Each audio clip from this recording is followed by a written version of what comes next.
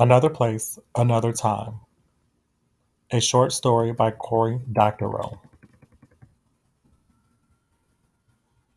Gilbert hated time. What a tyrant it was. The hours that crawled by when his father was at sea, the seconds that whipped past when he was playing a brilliant game in the garden with the Limburger children, the eternity it took for summer to arrive at the beach at the bottom of the cliffs, the flashing instant before the winter stole over them again and father took to the sea once more. You can't hate time, Emmy said. The oldest of the three Limburgers, and the only girl, she was used to talking younger boys out of their foolishness. It's just time. Gilbert stopped, pacing the treehouse floor, and pointed at a finger at her. That's where you're wrong. He thumped the book he'd taken out of his father's bookcase, a book fetched home from London, heavy and well made and swollen with the damp air of the sea crossing home to America. He hadn't read the book, but his tutor, Sour Senor Urate, had explained it to him the day before while he was pinned up inside watching summer whiz past the study's window. Time isn't just time. Time is also space. It's also a dimension. Gilbert thumped the book again for emphasis, then opened it to the page he'd marked with a wide blade of sawgrass. See this? This is a point. That's one dimension. It doesn't have length or depth, it's just a dot. When you add another dimension, you get lines. He pointed at the next diagram with a chewed and dirty fingernail. You can go back and you can go forward. You can move around on the surface as though the world were a page. But you can't go up and down, not until you add another dimension. He pointed to the diagram of the cube, stabbing at it so hard his finger dented the page. That's three dimensions: up and down, side to side, and in and out. Amy rolled her eyes with eloquence of a 13-year-old girl whose tutor had already explained all this to her. Gilbert smiled. Em would always be a year older than he was, but that didn't mean he would always be dumber than she was. And Mr. Einstein, who is the smartest man in the whole history of the world, he has proved, absolutely proved, that time is just another dimension, just like space. Time is what happens when you go up and down, side to side, in and out, and before and after. Em opened her mouth and closed it. Her twin brothers, Erwin and Niels, snickered at the sight of their sister struck dumb. She glared at them, then at Gilbert. That's just stupid, she said. You're calling Einstein stupid? Of course not. But you must not understand him properly. Space is space, time is time. Everyone knows that. Gilbert pretended he hadn't heard her. But here's the part no one knows. Why can't we move through space in any direction? You can't go up, Em said quickly. You got up into my treehouse, he said, putting a small emphasis on mine. And you could go back down, too. Emmy, who was a better fighter than any of them, put her fists up on her hip and mimed make me. He pretended he didn't see it. Why can we move through space in almost any direction, but time only goes in one direction at one speed? Why can't we go faster, slower, or backwards? Sideways, Neil said. He didn't speak often, but when he did, what he said was usually surprising. What's sideways in time? His twin asked. Neil shrugged. Sideways is sideways. This is dumb, Emmy declared. But Gilbert could see that she was getting into the spirit of the thing, starting to understand how it had made him all so angry. Outside Gilbert's house, the summer roared past like a three-masted schooner before a gale. with all the cells bellied out. Inside the study, the hours crawled by. And then in between, there were the breakfasts and dinners with Gilbert's father, who was home for the summer, whose kind eyes were set into an ever growing net of wrinkles and bags, who returned home from his winter voyages each year a little thinner, a little more frail. "And what did you learn today, my boy?" he said as he tucked into the mountain of lentils and beans made by the housekeeper, Mrs. Curry, who was so old that she had actually once served as father's nanny and changed his diapers, which always made Gilbert giggle when he thought of it. Father was a strict vegetarian and swore by his diet's life enhancing properties, though that didn't seem to stop him from growing older and older. Gilbert stopped fussing with his lentils, which he didn't like very much. "Geography," he said, looking at his plate. "We're doing the lowlands." He looked out at the sunset, the sun racing for the other side of the planet, dragging them all back toward the winter.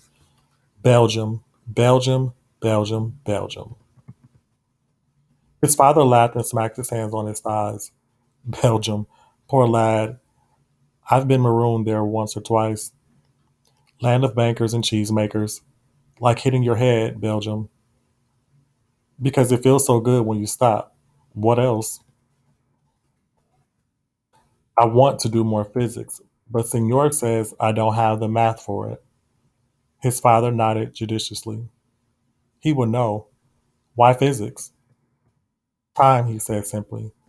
They talked of time all summer, and in those few hours when Gilbert wasn't with his tutor and when father wasn't sitting at his desk working at his accounts or riding into town to huddle over the telephone, casting his will over place and time, trying to keep his ships and their cargoes in proper and correct motion.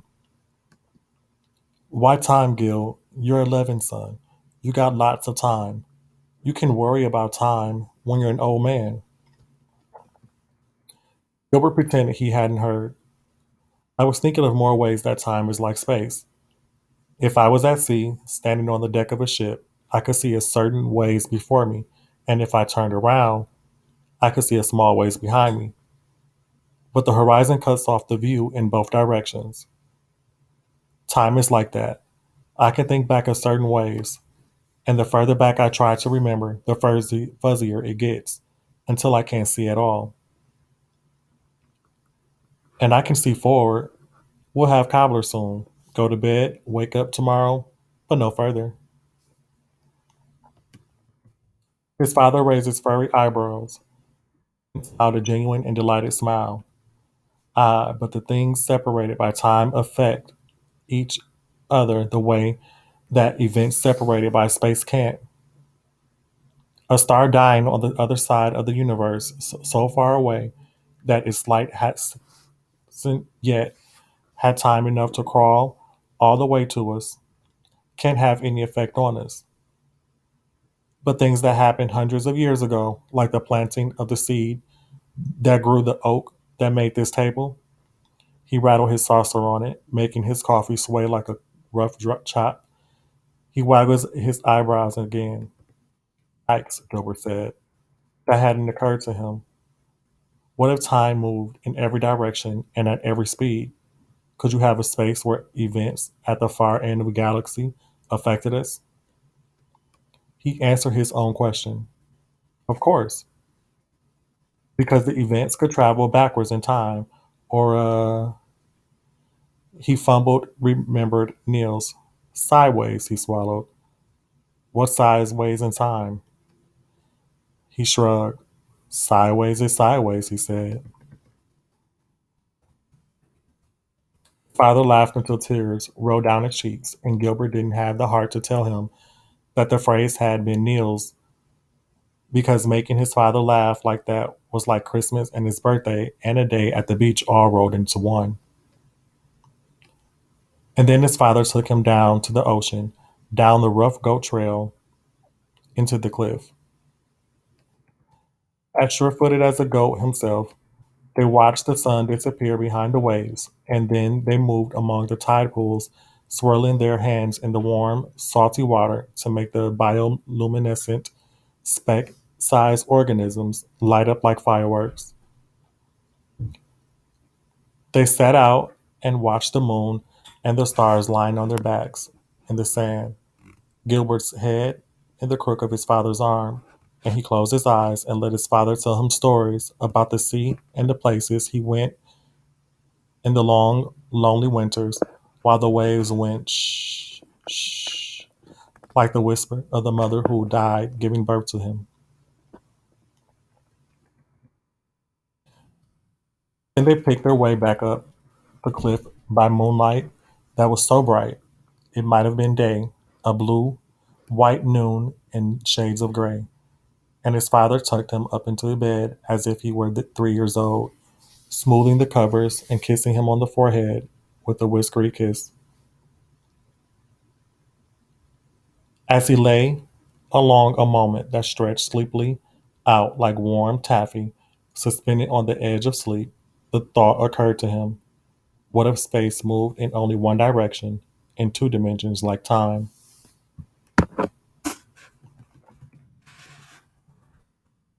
The year passed, for so long as Gilbert could remember.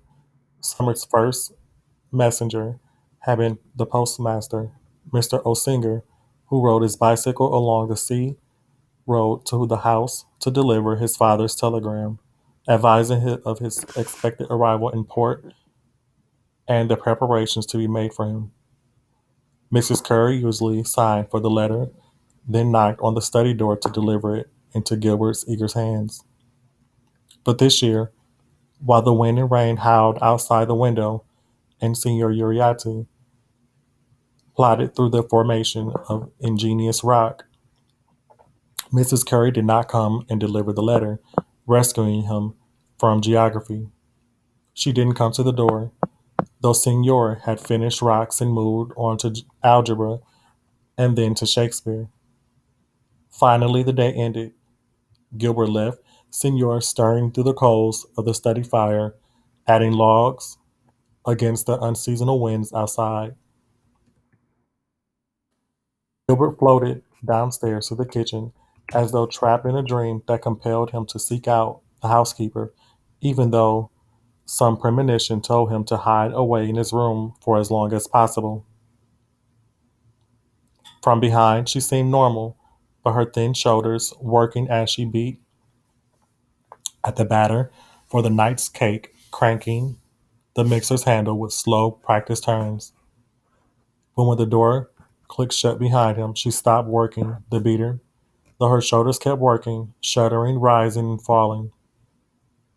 She turned her face to him, and he let out a cry and took a step back toward the door. It was as though she had been caught by an onrush of time, one that had aged her, turning her from an old woman to an animated corpse. Every wrinkle seemed to have sunk deeper. Her fine floss hair flung limp across her forehead. Her eyes were red and leaked steady rills of tears. She stepped toward him, and he wanted to turn and run, but now he was frozen. So he stood, rooted to the spot, while she came and took him,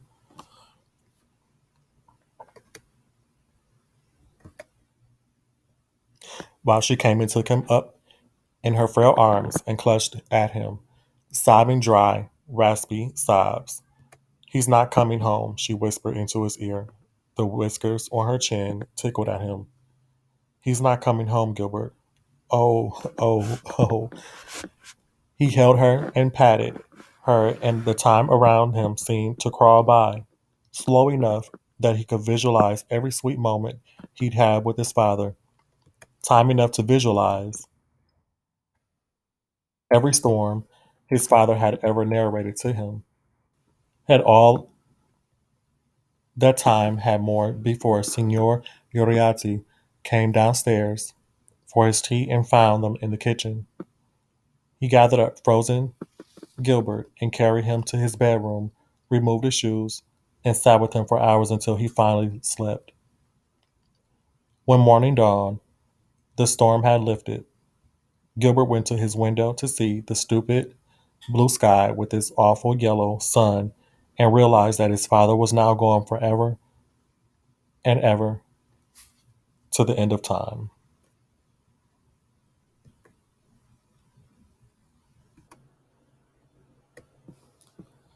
Emmy and her brothers were queasy of him for the first week of summer, playing with him as though he were made of china or tainted with plague. But by the second week, they were back to something like normal, scampering up the trees and down the cliffs, ranging farther and farther afield on their bicycles. Most of all, they were playing down at the switch yards, the old rail line that ran out from the disused freight docks a few miles down the beach from their houses.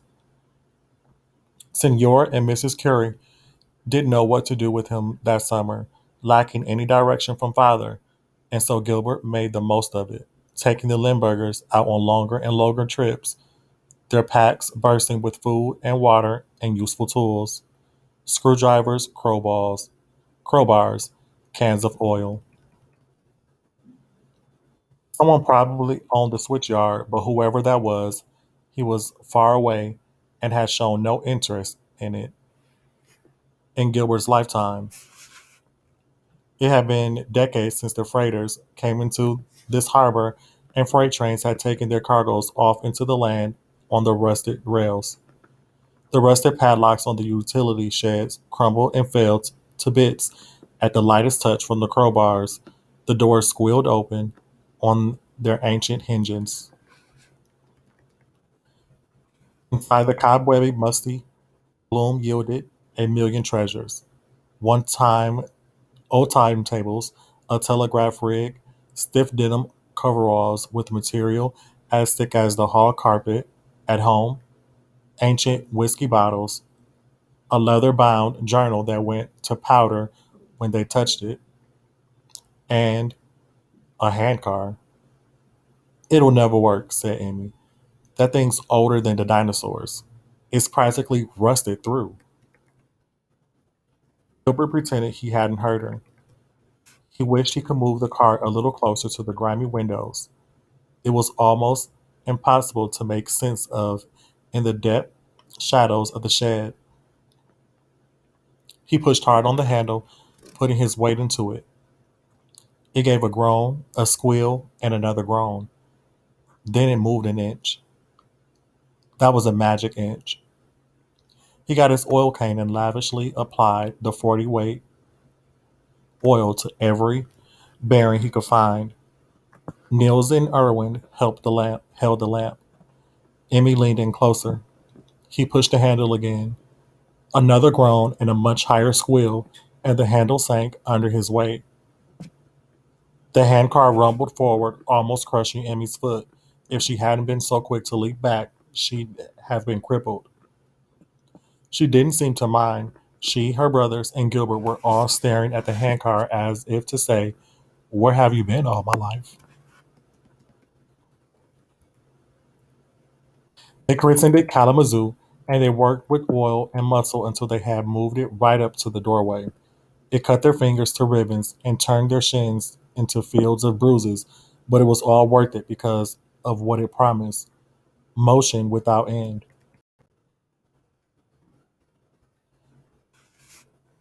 The track and the switchyard went in two directions: inland toward the nation and its hurrying progress, and its infinite hunger for materials and blood and work, and out to sea, stretching out on a rock bed across the harbor to the breakers where the great boats that were too large for the shallow harbor used to tie up to offload. Once they had bullied Kalamazoo onto the tracks using blocks, winches, levers, and a total disregard for their own safety, they stood to the side of his bogey handle and stared from side to side. Each knew what the others were thinking. Do we pump for land or pump for the sea? Tomorrow, Gilbert said. It was the end of August now, and lessons would soon begin again, and each day felt like something was drawing to a close. Tomorrow, Gilbert said, We'll decide tomorrow. Bring supplies. That night, by unspoken agreement, they all packed their treasures. Gilbert laid out his sailor suit his father bought him a year, a new 1 year every year, and his book about time and space, and stuffed a picnic blanket with Mrs. Curry's preserves, hardtack bread, jars of lemonade, and apples from the cellar. Mrs. Curry, 3/4 deaf, slept through this raid. Gilbert then went to his father's study and took the spyglass that had belonged to his grandfather, who had also been lost at sea. He opened the small oak box holding Granddad's sextant, but as he never mastered it, he set it down. He took his father's enormous silver chase, turnip watch, and tried on his rain boots and discovered that they fit. The last time he tried them on, he could have gotten both feet into one of them. Time had passed without his noticing, but his feet had noticed. He hauled the bundles out to the hedgerow at the bottom of his driveway, and then he put himself to bed, and in an instant he was asleep. An instant later, the sun was shining on his face. He woke, put on his sailor suit, went downstairs, and shouted hello to Mrs. Curry, who smiled a misty smile to see him in his sailor suit. She gave him hotcakes with butter and cherries from the tree behind Signora's shed, a glass of milk, and a mountain of fried potatoes. He ate until his stomach wouldn't hold any more, said goodbye to her, and walked to the bottom of the hedgerow to retrieve his secret bundle. He wrestled it into his bike's basket and wobbled down to the Limburger's gate to meet his friends, each with a bundle and a bike. The half-hour ride to the switchyard took so little time that it was over before Gilbert had a chance to think about what he was doing. Time was going by too fast for thoughts now, like a train that had hit its speed and could now only be perceived as a blur of passing cars and a racket of wheels and steam.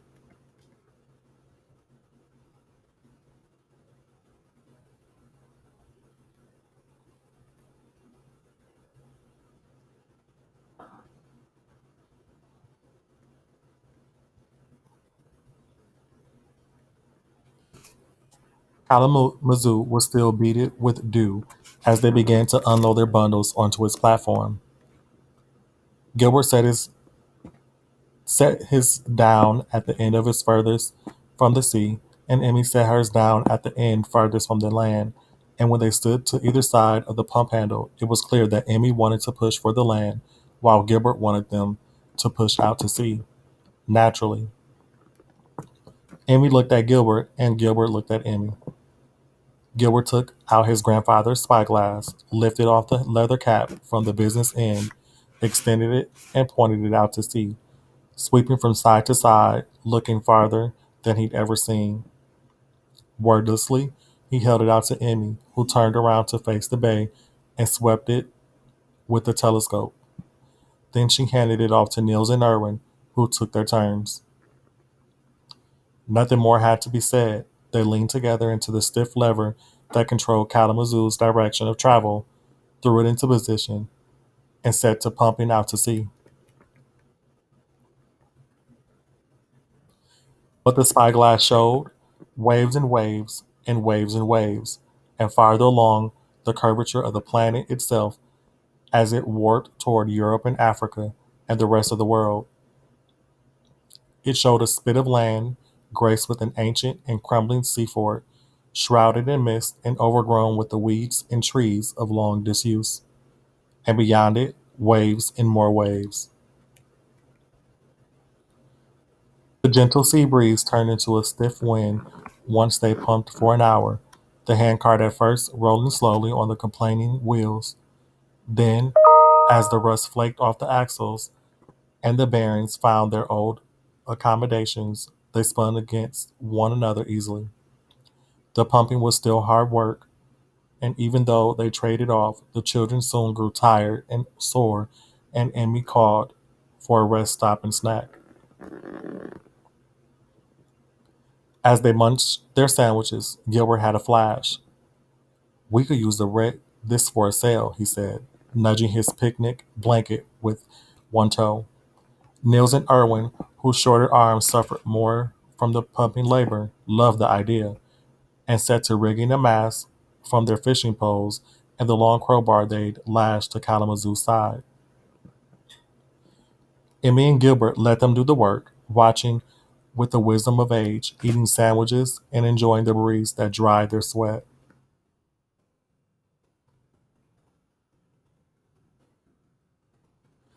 As they started up again, Kalamazoo seemed refreshed from the rest as they were, and it rolled more easily than ever. The sail bellied out before the mast. When Gilbert and Emmy stopped to trade pumping duties back to the twins, Kalamazoo continued to roll, propelled by the stiff wind alone. All four children made themselves comfortable at the back of the pump car and allowed the time and the space to whip past them as they would. We're moving through space like time, Gilbert said. Emmy quirked her mouth at him, a familiar no nonsense look that he ignored. We are, he said. We are moving in a straight line from behind to in front at a rate we can't control. Off to the sides are spaces we can move through, but we're not. We're on these rails, and we can't go sideways, can't go back, can't go up or down. We can't control our speed. We are space's slaves. This is just how we move through time. Amy shook her head. Neil seemed excited by the idea, though, and he nudged his twin as they muttered in their curious twinish dialect to one another. The seafort was visible with the naked eye now, and with the spyglass, Gilbert could make out its brickwork and the streaks of guano that ran down its cracked walls. The rails ran right up to the fort, the last used as a customs inspection point, and passed it to the hidden docks on the other side of the spit. Better hope that the wind shifts, Emmy said, holding a wetter finger up to check the breeze. Otherwise, we're going to have a devil of a time pumping ourselves home in time for supper. Gilbert drew out the turnip watch, which he set this morning by the big grandfather clock in the front hall. Carefully winding up its spring, he opened his face and checked the second hand. It seemed to be spinning a little more slowly, but that could have been his imagination. According to the watch, it was nearly 11, and then they'd been on the road for 3 hours. I think we'll make the fort in time for lunch, he said. At the mention of food, Nils and Erm clamored for snacks, and Emmy found the cookies she'd snitched from the big jar in the Limburger kitchen. Gilbert looked at the watch for a moment. The second hand had stopped moving. He held it up to his ear, and it wasn't precisely ticking anymore, but rather making a sound like a truck wheel spinning in spring mud. He closed the lid again and held it so tight that the intricate scrolling on the case dug into his palm. Time passed, and then it didn't, and then it did again. Oh, said Niels and Irwin together.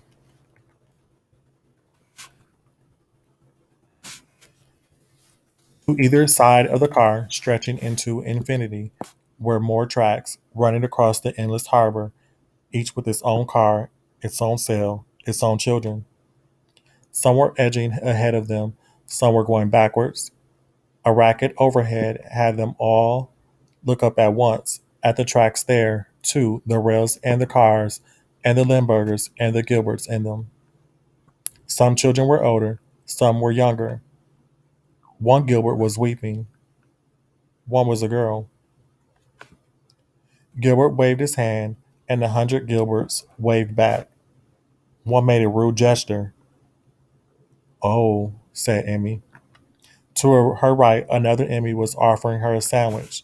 She took it and handed over the last of their cookies, and Amy smiled at herself and said thank you as politely as you could wonder. Sideways is sideways, Nilwyn and Irwin said together. Emmy and Gilbert nodded. Gilbert put out his spyglass and looked ahead at the fort. All of the rails converged on it, but without ever meeting, and some stretched beyond. And out there, somewhere, there was time like space and space like time. And somewhere there was a father on the ship that weathered a storm rather than succumb to it. Gilbert turned to his friends and shook each of their hands in turn. Nils was crying a little. Emmy gave Gilbert a friendly punch in the shoulder and then a hug. There was another Kalamazoo to the right, and Gilbert was pretty sure he could easily make the leap from his car to it, and then to the next car, and the next, and beyond into infinite sideways. If there was an answer, he'd find it there. Another place, another time.